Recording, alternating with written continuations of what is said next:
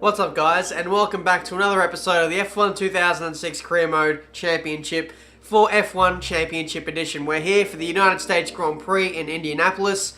If you haven't checked out the previous episode, we're now at Toyota. We did the Canadian Grand Prix and we got overtaken on the final chicane, final corner on the last lap by Fisichella. So the goal for today is ultimately to beat Fisichella. I don't care about anything else, just beat him.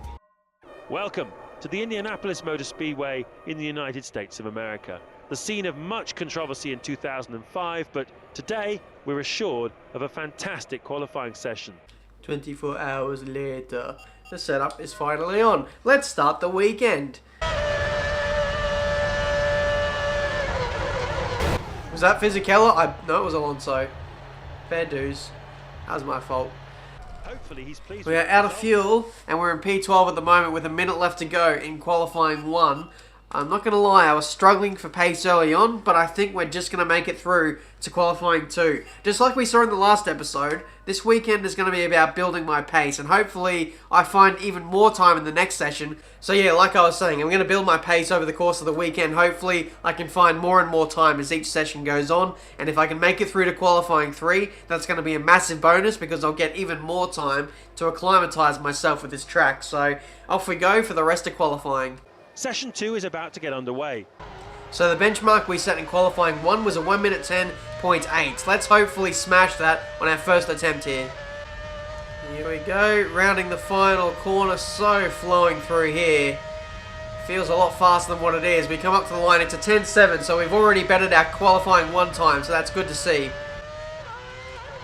I see green boxes everywhere so far over the course of this lap. This may be a low 10, maybe even a high 9.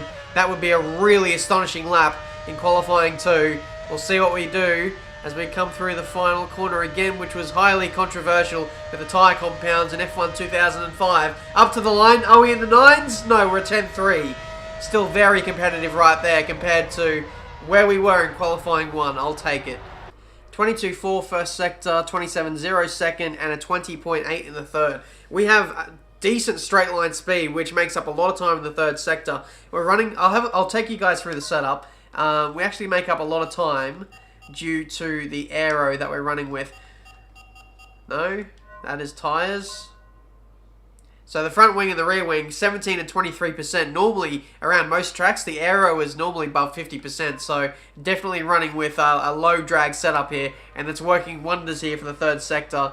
The time we need to make up the most is kind of sector 2. If we can make up 3/10 there, first sector is okay. Maybe we can improve a 10th or 2. But apart from that, yeah, it's all in the second sector. We've got to make up our time. 10.6. No. 2 minutes to go. We're in P10 at the moment. Let's send this out for one last lap. No, it's not qualifying 3. We're not going to get a lap in. 30 odd seconds left to go in this session. First sector, it's not great. It's 6/10 down. There's nothing left we can do in this session anyway. Even if it was an absolute blinder, the game would not let us finish this lap anyway. So the fate of our survival in this qualifying session is ultimately down to everyone else now. We're going to count down this final 10 seconds. I'm going to sit here and just wait and see what happens. So hopefully I'm not doing anything illegal here. I don't get a penalty. 0 on the clock, and I think we just squeezed through to qualifying 3. That is very, very lucky. So heading into qualifying 3, hopefully we can do like a repeat performance of what we did in the previous episode, and maybe just find even more pace on heavier fuel. That would be absolutely awesome. So let's hope for better race pace. It's actually not like we just made it through to qualifying 3. We were clear of Heidfeld by 4/10, which is pretty substantial. Leave garage. In the past, I've normally done the undercut by 1 lap, by like lap 6 or something. But this time, I'm going to leave it on the recommended strategy and stop on lap 7. I don't want to have a situation in the last episode where people overcut me and just jump me for position. So let's go with lap 7. So this is an old NASCAR trick that I learned in iRacing. Basically, on the build up to your lap, let's try and make the straight as long as we can and build up as much top speed as we can to start this next lap and see if this improves our first sector a bit, because at the moment we're struggling quite a bit. It would have worked had I not completely butchered one of those corners. Alright, About 5 minutes to go in the session, just over 5 minutes. Now's a good time to bring it into the pits, put on a fresh set of tyres, and then go again and see what we can do. That's pretty nifty, isn't it? Driving into the garage. It's all in the middle sector. We're losing a second in the middle sector alone. 11.3. Well, that sucked. So there we have it. From 10th to pole, the grid order looks like this. So there we go. That's the classification of the results for qualifying 3. Michael Schumacher gets pole in the Ferrari, 109.6. Fair. Oh no. No, wait. I got that wrong. 109.7. He's actually done the exact same time as Fernando Alonso. So Schumacher must have done the time first. That's normally how they settle a tie break like that. But for us, it's P10 for the US Grand Prix. Didn't really show the pace there in that final part of qualifying, which was a little bit disappointing. But hopefully, we did run with a little bit more fuel in this final one. So fingers crossed we have a little bit more to show in the race when things can be a little bit more equal and balanced, shall we say. So without further ado, let's get into this next round of the championship for F1 Championship Edition. Thanks for joining us. You're in for a real treat today. We're at the Indianapolis Motor Speedway, the home of the US Grand Prix. Alright then, here we go for the US Grand Prix. I feel like this is probably one of those tracks where the AI are going to be okay. The AI are going to be OP, so if there's any kind of goal for this race, it's just to finish in the points. I know I want to beat Fisichella, but if I can score at least a few points in this race, I'd be pretty happy with that. Alright, here we go. Ready for the start of the US Grand Prix. 10 red lights, and away we go. Looks like a bit of a scattered start up ahead. Not too sure what's going on. This is one of those tracks where I think it might be easy to DNF at the first corner, so we'll need to watch out for that. Into turn 1. Very nice. Very, very nice. Michael Schumacher leads out of turn 1. He's followed by Alonso. Next is Massa. It's not the end of the world yet. Positive mental attitude, you'll soon take back that position. What's my engineer talking about? I've made up a few positions already. We're in a P7, not 17, just P7. That's fine. Side by side with a McLaren. And we should hold firm here. There we go. P7 it is. Look at that train behind me. They're all on top of each other trying to look for supremacy on that middle sector straight. The car in front of me has gone wide. I think that was Barrichello. Now the two Hondas are battling.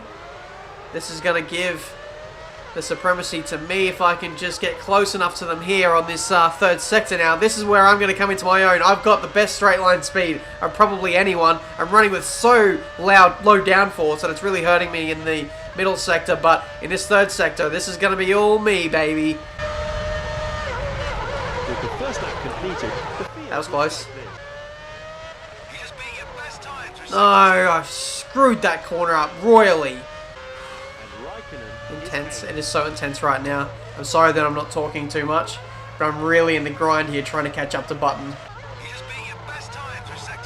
The problem is right now, my pace is increasing lap by lap, but so is the AI's, but probably by a greater margin, especially the cars in front, so everyone's just finding more and more speed, and it's just turning into a bit of a stalemate at the moment, so it's going to have to wait until maybe the pit stops to see if anything really happens. One of the Renaults is in the pits. Probably Alonso.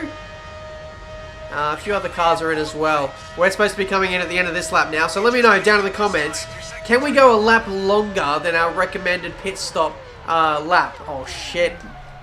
As I was saying, is it possible to possibly stretch out my stint one lap longer? Will I have enough fuel to get me through one extra lap every single time? Because if so, it may be worth stretching it out for one extra lap on lower fuel and try and jump the cars that way, because that's a tactical kind of thing that really worked in 2006 apparently. So let me know if it's worth it, and I'll definitely give it a go for subsequent episodes if the fuel permits. There goes Fisichella.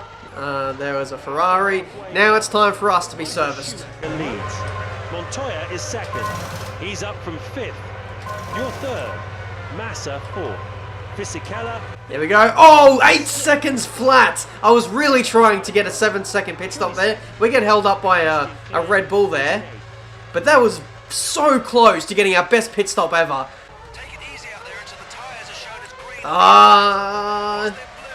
So with that really good in and out lap, and also the really good pit stop, we were in contention with the Hondas. What's going on here?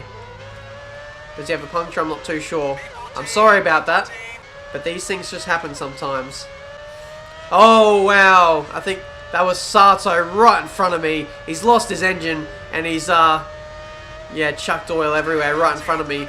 We move up into P12 now, with a lot more cars coming into the pits at the end of this lap. We've got Barrichello all over our ass now. 7 laps to go. Let's see what we can do. I don't like that we've been jumped by Montoya there. All these people who do like an extra lap or two just find so much time out of their assholes. Can you please get out of mine, please? Barrichello, I would really appreciate it. We've been glued together all race so far. And now it looks like we're only going to score 1 point so long as no one else stops in this race. I'm hoping there's still more people to come in yet. Good job, Ben. Run straight over that oil. Villeneuve came in. That moves us up to P7. Is there anyone else? Please, anyone else? No, it's going to be P7 so far. I left the door open there. You know what? That was my fault. Well, we left Barrichello for dead after that final straight. Alright, here we go. On to the last lap now. We've got Raikkonen 7/10 back. I think we should be fine for the rest of this race. Raikkonen's getting close, but he's not getting too close. The straight line speed of this Toyota and the way we've got it set up this weekend should protect us as we head up to the line this time. Surely, not 2 races in a row, but we're going to get screwed over on the final corner. Michael Schumacher comes across the line to win the US Grand Prix. Massa comes home in 2nd place. Montoya is in front of us. The rest is pretty much debatable. I believe Alonso was P4. Fisichella is going to be in the mix as well. So too with Jenson Button. I believe he's going to be P5. So rounding the final corner now. Let's be honest, this isn't going to be one of our strongest tracks in the season. It's pretty OP for the AI, but we come across the line to score. I don't know how many points you get for 7th place. It might be 2. All is forgiven for the problems of 2005. Indianapolis has hosted a fantastic race here today. Look at that race order, just dominated by Michelin running tyres. The only people on Bridgestones, apart from myself, got a 1-2 in the race. But however, they are driving Ferraris, so what can you expect there? 7th place from the US Grand Prix. I think we qualified in 10th place. Didn't really show, blistering pace over the course of the weekend. So to score a couple of points there, I'm pretty happy with that. Jenson Button re-overtakes us in the driver's standings. He's 2 points clear of us. Alonso P4. He is about 20 odd points in front of us. So if we want to move up beyond P5, it's going to take an almighty effort. It's going to take some podiums and it's going to take some race wins. But above all else, consistency. So coming up next, we have the Grand Prix of France, which I believe is Magny-Cours. And if I'm correct, I believe this is the testing track that I had for Toyota Racing. Now, in the past, this track has been quite strong for me here. So hopefully, in the next one, we'll be aiming for at least a podium. I feel like this is like a Monaco-style track for us, where we're really good at this track. So I'm expecting big things in the next episode. But that is going to do this race for today. This episode for today, rather. Thank you guys once again for watching. The support on these F1 2006 videos has been absolutely incredible. This game is 10 years old. And you guys, these videos get like 30, 40,000 views per video. It's absolutely insane. I can only say thank you for that. And hopefully I'm going to reward you guys with a podium or maybe even an elusive race win in the not too distant future. Subscribe to the channel if you're new. And I'll see you guys for a brand new video very soon.